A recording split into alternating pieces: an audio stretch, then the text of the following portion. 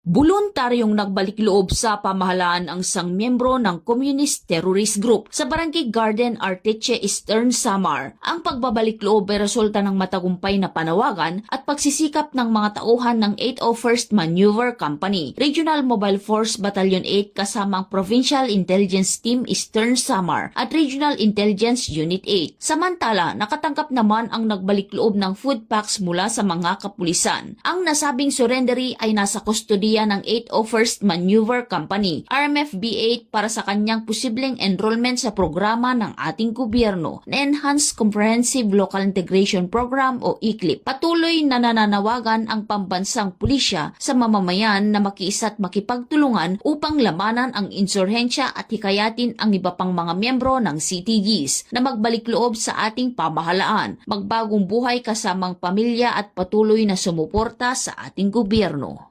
Mula dito sa Eastern Visayas, ako ang inyong PNN correspondent, Patrolwoman Palafox, alagad ng batas, tagataguyod ng Balitang Pulis.